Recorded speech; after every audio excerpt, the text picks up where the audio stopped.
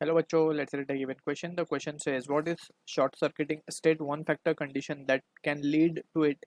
Name a device in the household that act as a safety measure for it. State the principle of its working. So to understand this question, we need to understand about the concept of fuse. So एक एक करके हम सारे question को discuss करते हैं. First of all, what is short circuiting? अब short circuit को समझते हैं पहले. तो शॉर्ट सर्किट की डेफिनेशन हम लिख सकते हैं. It is the sudden flow of heavy electric current in the circuit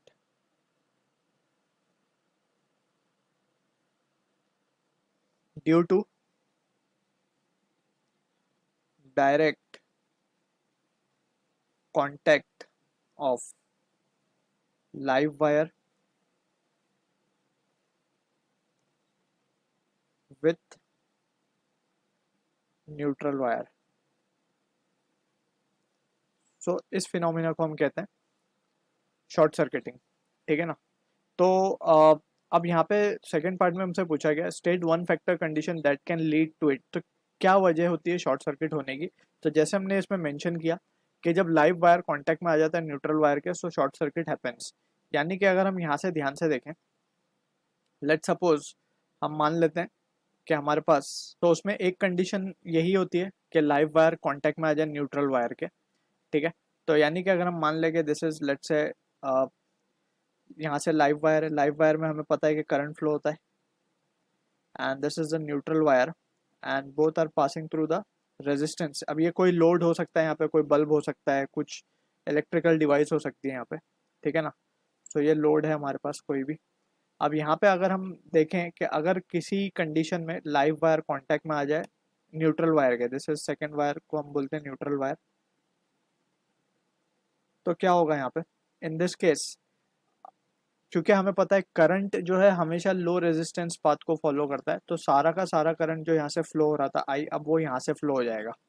ठीक है. It will be following the low resistance path, क्योंकि इस तरफ जो लोड है उसमें रेजिस्टेंस होगा, वो ज़्यादा होगा, तो उसने current basically almost the heavy amount of current pass through this part, and load will remain we can say कि इनइफेक्टिव, क्योंकि फिर लोड में कोई करंट जाएगा नहीं तो वो कुछ फंक्शन करेगा नहीं.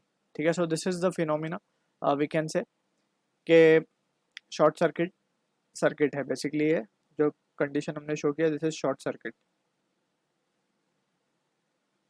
जब न्यूट्रल वायर लाइव वायर के कांटेक्ट में आ जाता है. ठीक है ना. या फिर हम इसको इस तरीके से भी समझ सकते हैं कि हमें पता है कि वायर्स पे इंसुलेशंस होती हैं, प्लास्टिक या रबर की कोटिंग्स होती हैं.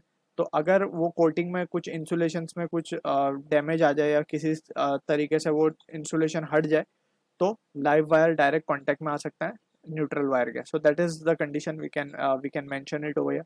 अब लास्ट सेकंड लास्ट पार्ट में बोला गया, name a device in the household that act as a safety measure for it. जिसके लिए हमने की कंसेप्ट लिखा, वही ये डिवाइस है फ्यूज. फ्यूज बेसिकली क्या करता है? फ्यूज जो है, it is a safety device. Safety device की तरह ये काम करता है. सेफ्टी डिवाइस की तरह बोलने का मतलब ये है कि लेट सपोज अगर हम मान लें कि ये हमारा कोई लोड है. ठीक है. अब इस लोड में अगर हमने इस लोड को डायरेक्टली पावर सप्लाई के कांटेक्ट में लगा दिया है. ठीक है. एंड इन केस अगर ओवरलोडिंग हो जाती है, दैट मीन्स कि heavy amount of current flow करने लगता है. इन ओवरलोडिंग का मतलब है कि पावर ज़्यादा सप्लाई होने लगे, राइट. या फिर इसको हम समझ सकते हैं कि ओवरलोडिंग, एक सप्लाई के ऊपर बहुत सारी चीज़ें जब कनेक्टेड हो जाती हैं तो उस कंडीशन को कहते हैं ओवरलोडिंग. या फिर शॉर्ट सर्किट हो जाए. शॉर्ट सर्किट में हमने देखा heavy amount of current flows through the circuit. So in this condition we can say, so यहाँ पे जैसे हमने देखा शॉर्ट सर्किट में क्या होता है, heavy amount of current flow होने लगता है, बिकॉज करंट जो है लो रेजिस्टेंस पाथ को फॉलो करता है, जिसकी वजह से current in the circuit increases. Because resistance कम हुआ तो करंट बढ़ जाएगा. अगर करंट बढ़ गया, so in that situation we can say significant rise of current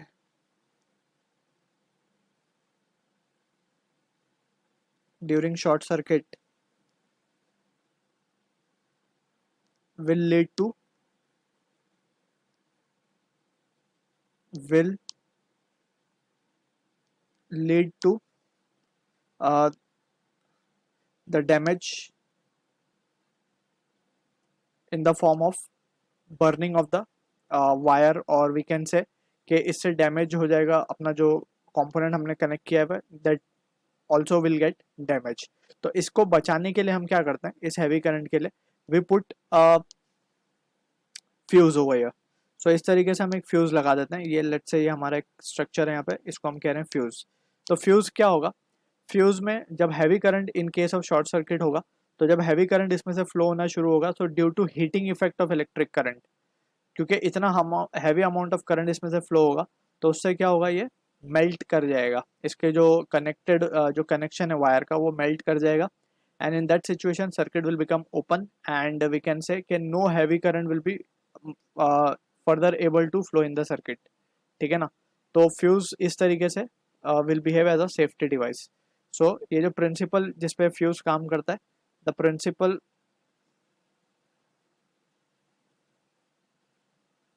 on which fuse works